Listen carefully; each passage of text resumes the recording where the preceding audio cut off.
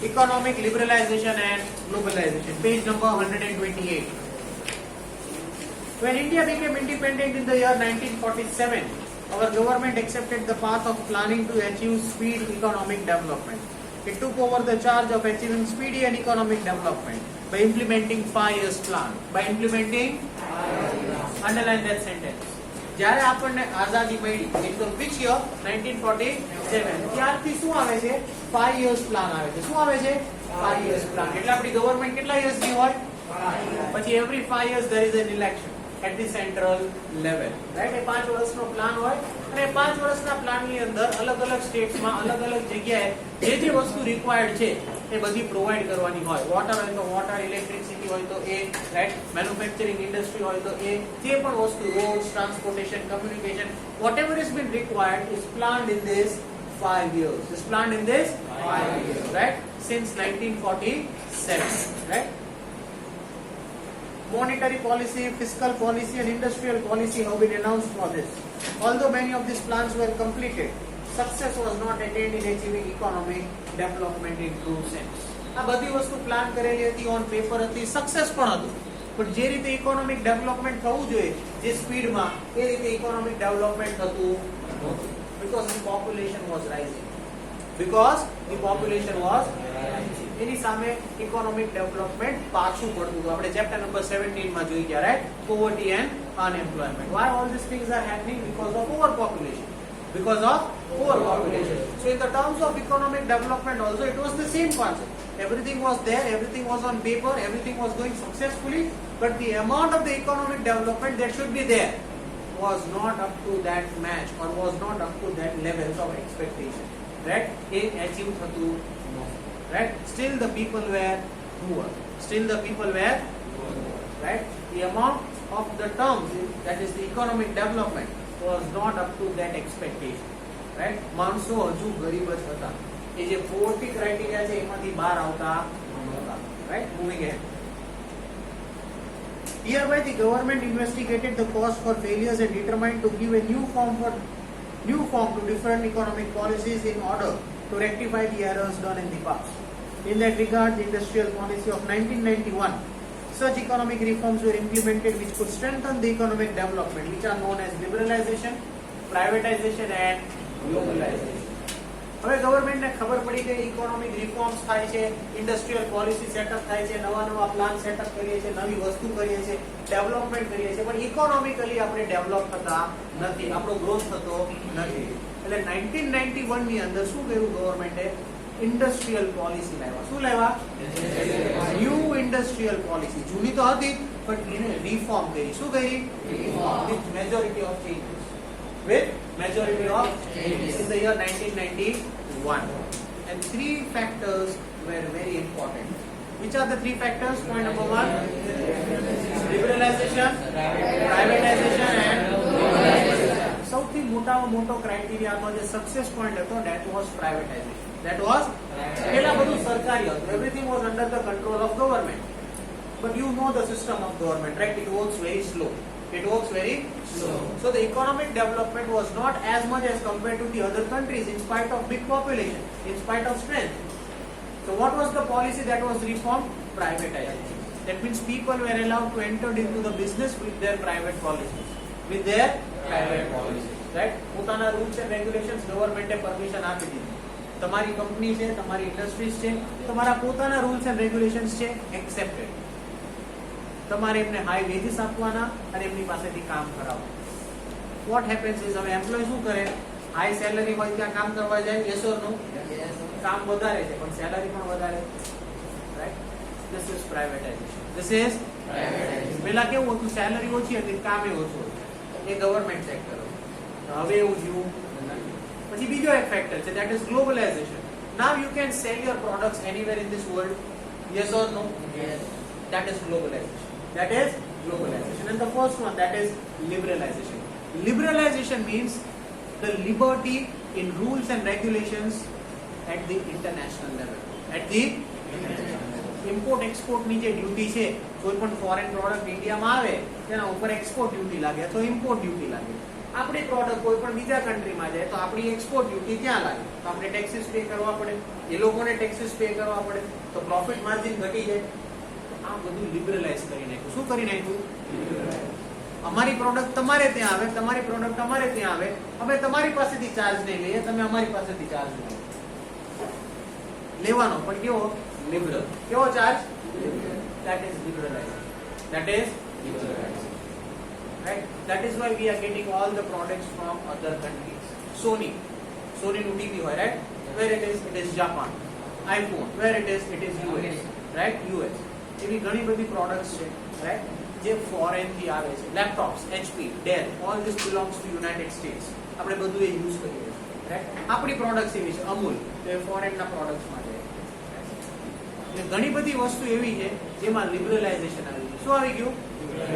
Where the rules of import and export duty and other rules and regulations which were liberalized, so that the economy gets stronger. Economy છે ને invisible. કેવી હોય? આપણે internal structure જે હોય ને આપણા અંદરનું પાર્ટ તે દેખાય નહીં, ખાલી બહારી દેખાવ જ દેખાય. કેટલાક લોકો હાઈટ બોડીમાં એકદમ સ્ટ્રોંગ હોય પણ અંદરથી એકદમ ડરપોક, right? That means they are looking very strong, but એમની જે ઇકોનોમિક કન્ડિશન જે કેવી છે? વીક છે. તો ઇન્ડિયા પણ એવું જ છે. મેપ વાઇઝ બહુ મોટું છે. when you look at the map of India, it's very big, but when you see inside, the people are weak. Weak in the sense the people are poor.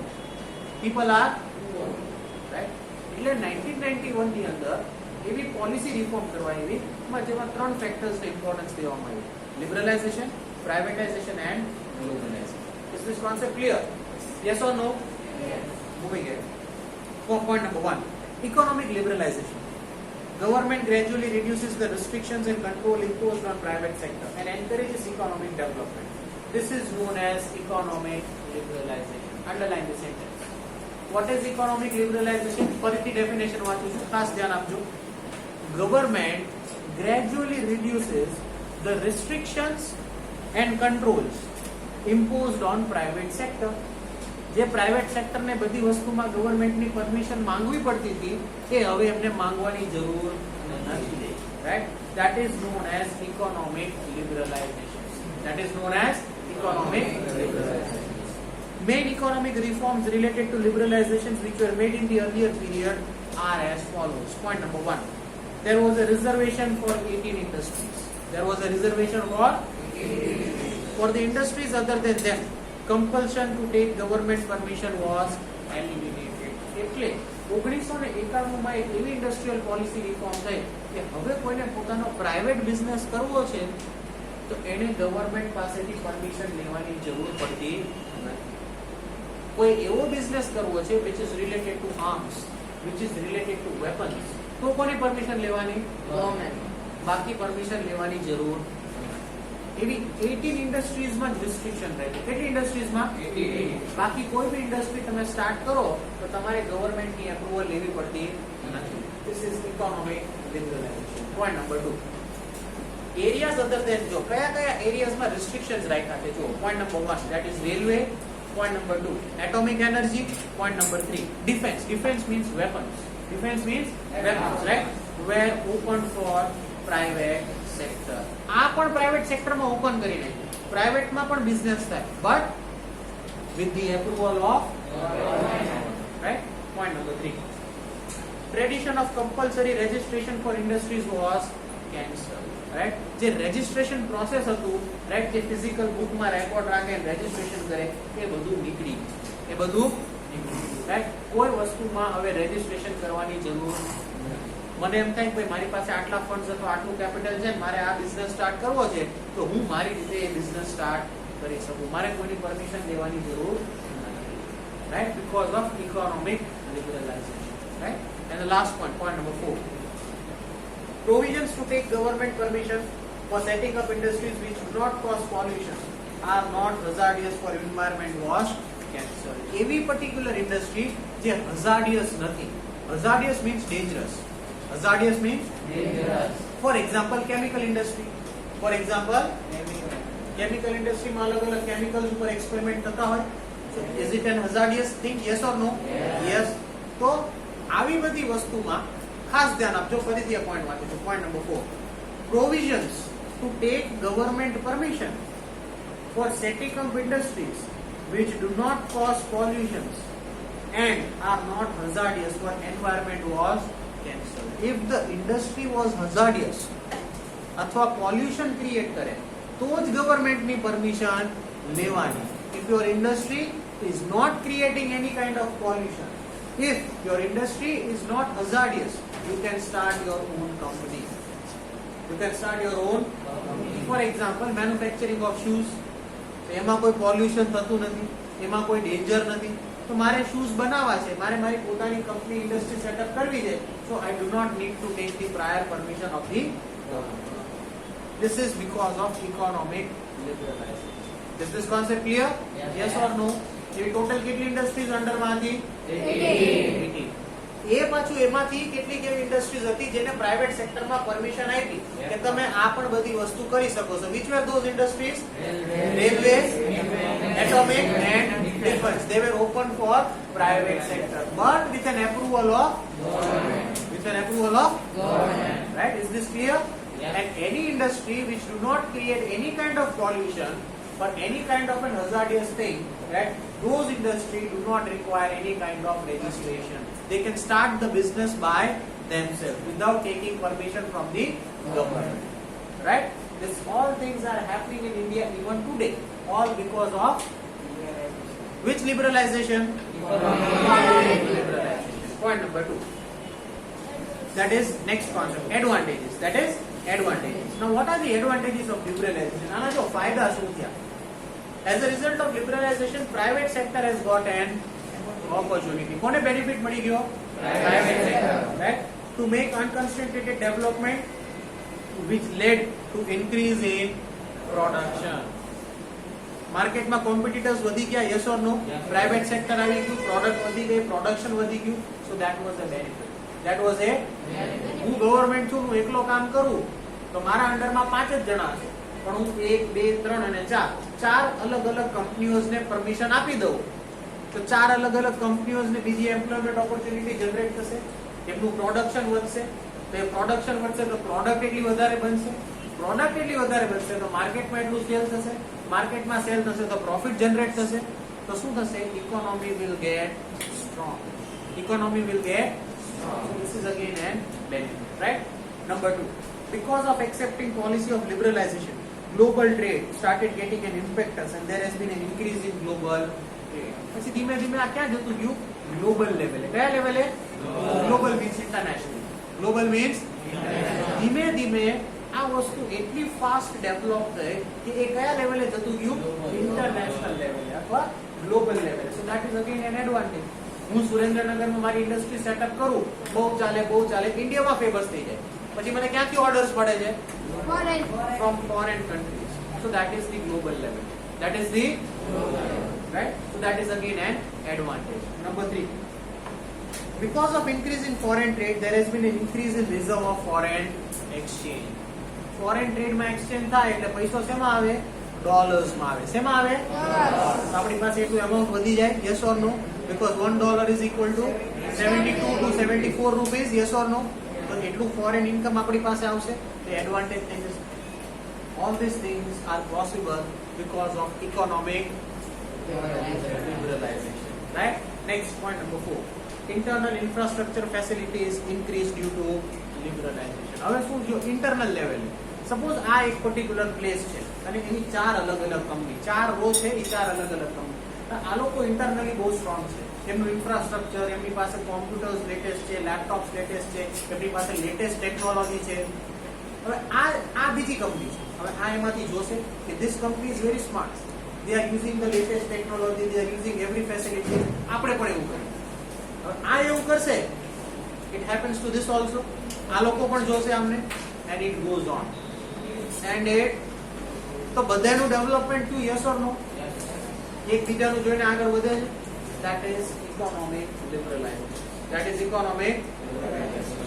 Because of privatization. Because of privatization માં છે ને competition બહુ હોય.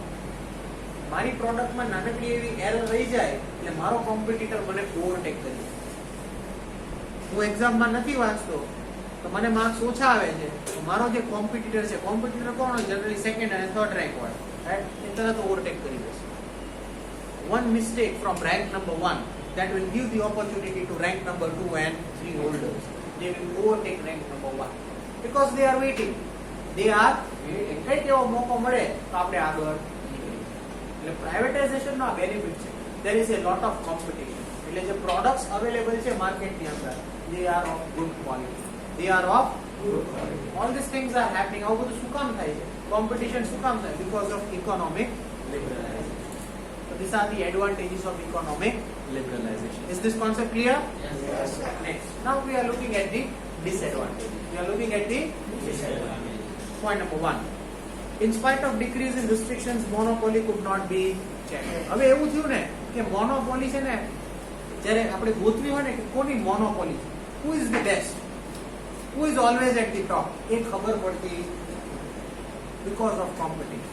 Because of competition. ચારે ચાર અલગ અલગ company છે, પોતપોતાની રીતે કામ કરે છે, પોતપોતાની રીતે પ્રોગ્રેસ કરે છે. ચારે ચારના રેશિયો સારા છે in the terms of progress, in the terms of મારે બેસ્ટ ને સિલેક્ટ કરવું હોય તો હું કોને આપું? 1 2 3 કે 4, ચારે ચાર સારા જ છે. So it becomes very difficult for me. કોની મોનોપોલી છે, કઈ પ્રોડક્ટ માર્કેટમાં મેક્સિમમ અવેલેબલ છે, that who is in charge of the company, who is at number 1, that becomes very difficult. So that is a disadvantage because everyone is performing extremely good. બધાને સારા marks જ આવે છે, કોઈ week નથી. everyone is getting 90 above. કોકને 92 છે, કોકને 94 છે. તો એવું ન કહેવાય 94 વાળો જે છે 92 કરતા સ્ટ્રોંગ છે. It is not like that. All are above 90. That means all are on the same level. કોકવાર એવું બને 94 વાળો 92 માં જતો રહે, 92 વાળો 94 માં જતો રહે. તો એવું પણ ન કહેવાય કે હવે 94 વાળો ઓવરટેક કરી લે. Everyone is good because all are above 90. That is a disadvantage. Monopoly find કરી હોય who is the best, તો એ ખબર પડતી નથી, right? So that is a disadvantage. Point number 2. As focus has only been paid to industrial sector, India has remained backward in the development of agriculture field. Focus શેના પર છે? કઈ policy આવી હતી 1991 માં? કઈ પોલિસી હતી? Industrial policy. તો ફોકસ શેના પર હતું? ફોકસ શેના પર હતું? તો કયું સેક્ટર ઇગ્નોર કર્યું હતું? હજુ પણ એવું જ છે. આપણી ગવર્મેન્ટ શેના પર વધારે ફોકસ કરે છે? ઇન્ડસ્ટ્રી પોલિસી, કે ઇન્ડસ્ટ્રીને ડેવલપ. ઇન્ડસ્ટ્રી તો ડેવલપ થાય છે બટ એની સામે એગ્રીકલ્ચર સેક્ટર ઇગ્નોર થાય છે. And the reality is even today in 2021 55% of the people of India are dependent on agriculture. 55% થી પણ વધારે લોકો આજે એગ્રીકલ્ચર, ખેતીની આવક ઉપર આધાર રાખે છે કે એમનું ઘર ચાલે. અને ગવર્મેન્ટ શેના પર ફોકસ કરે છે? That is an disadvantage. That is an right. Next, number 3. There has been increase in disparity of income. Income કેવી થઈ ગઈ? અલગ અલગ થઈ ગઈ. સપોઝ આ કંપની બહુ આગળ જતી રહે છે તો આમાં જેટલા એમ્પ્લોયીઝ કામ કરતા હશે એમની સેલરી એકદમ ટોપ ઉપર હશે. હવે આ કંપની સેકન્ડ રેન્ક ઉપર છે તો આમાં જેટલા એમ્પ્લોયીઝ કામ કરતા હશે એમની ઇન્કમ અહીંયા ક્યાં હશે. હવે આ કંપની થર્ડ રેન્ક ઉપર છે તો આમના જે ઇન્કમ હશે તો આમની જે સોર્સ ઓફ કેપિટલ હશે એ અહીંયા હશે. અને જે ફોર્થ વન હશે એ disparity of income because of competition. Because of competition. Income is not equal. હવે આ ચારેયની બાજુમાં પાછું કોણ હોય તો કે ગવર્મેન્ટ સેક્ટર. પહેલા શું હતું? ગવર્મેન્ટ જ હતું. તો ગવર્મેન્ટના એમ્પ્લોયીઝ ક્યાં અહીંયા હશે. એટલે જે ફોર્થ લેવલ હોય એને એવું થાય હું વધારે કામ કરું છું છતાંય મારી ઇન્કમ આના જેટલી, એને કહેવાય ડિસ્પેરિટી ઓફ. ઘણી વાર તમને એવું થાય સર મને વધારે આવડે છતાંય મારા કરતા વધારે માર્ક્સ આયા આવે. આવું થાય ને? Why? Disparity of income. It happens like this. It happens like so. It is a disadvantage. Right? Next, point number 4. Because of increase in imports and decrease in exports, foreign debt has. આપણે શું કરીએ છીએ? Import જાજુ કરીએ છીએ અને export. Import કરીએ એટલે ફોરેનમાં ટેક્સ પે કરવો પડે. તો ટેક્સ તો આપણે એ ડોલરમાં જ પે કરવો પડશે. તો આપણા 70 રૂપિયા, ત્યાંનું કેટલું? $1. એક એક્ઝામ્પલ રાઈટ તો મોંઘું પડ્યું આપણને. So this is what the problem is. We are importing much more items from the foreign rather than exporting. Rather than exporting. સરભર થવું જોઈએ ને, it should be equal, right? જેટલું ઇમ્પોર્ટ થાય સામે એટલું જ પણ એવું નથી થતું. ઇન્ડિયામાં ઇમ્પોર્ટ વધારે થાય છે અને export. So this is an disadvantage. This is an disadvantage. લિબરલાઇઝેશન નો એ લોકો ફાયદો લે છે કે એ લોકો આપણા દેશમાં પ્રોડક્ટ એમની મૂકી દે છે પણ આપણે ફાયદો લઈ શકતા નથી. આપણી પ્રોડક્ટ ત્યાં ચાલતી. This is an disadvantage. Is this concept clear till now? Yes or no? So we are stopping the video over here. If you have any query